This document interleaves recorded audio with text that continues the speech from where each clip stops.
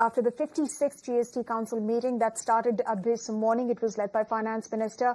In fact, the Prime Minister did mention about this bonanza, the GST demand bonanza, during his Independence Day address, and he was hinting at a Diwali bonanza, which it seems has come about. In fact, State Finance Minister spoke about the fact that we have supported the centre's proposals of having a dual tax structure, dual slab structure, and that will continue under the new structure from the earlier 4 slab structure.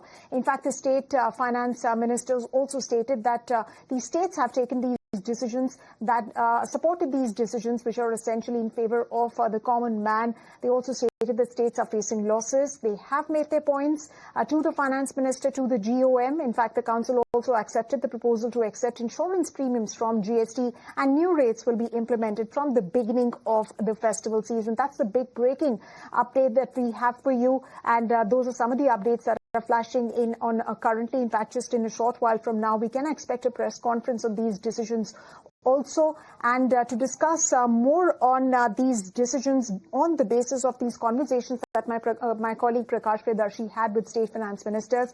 I'm now joined by MS Mani, who's a partner at Deloitte India. Thanks very much, Mr. Mani, for taking the time out and speaking to us here on ET Now. First things first, were these decisions along expected lines, and what kind of a consumption boost can be anticipated this festive season? The Prime Minister was hinting at a consumption boost, a Diwali bonanza to come in, and now it seems it is already underway. Was it along expected lines? Okay, so I think we'll have to wait for the Finance Minister to start the press conference and hear the details. But basis what we have seen till now, this seems to be certainly on expected lines. I would say in some ways better, because you will recollect that the GST Council meeting was supposed to be today and tomorrow.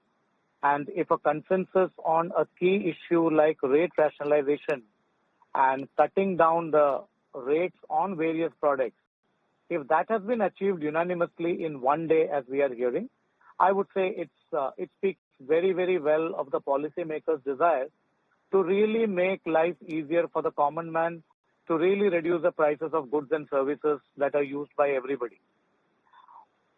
It also seems to me that the date on which the decision would be in effect would be from 22nd September, which gives a lot of time for everyone, including businesses, to prepare for the expected rate changes.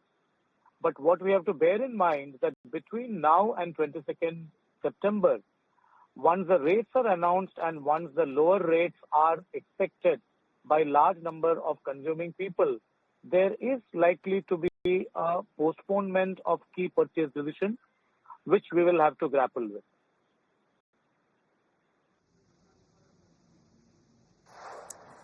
Right, Mr. Mani, but there is a point that came up on the fiscal stability of states and union territories. How do you think the government is going to look at that issue?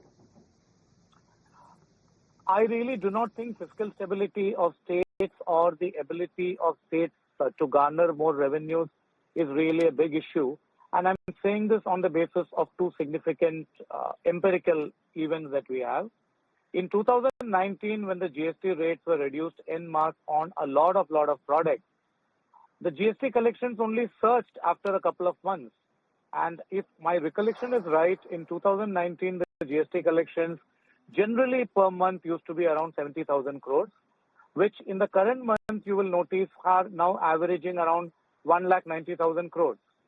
So the GST reductions in general have always led to a boost in consumption, and that has improved revenues like anything for both states and center.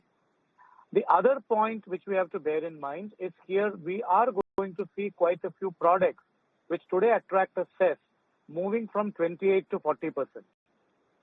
Now, when the state's revenues are concerned, any product which today attracts a cess and now moves from 28 to 40 is going to increase the revenue share of the states on a very direct basis.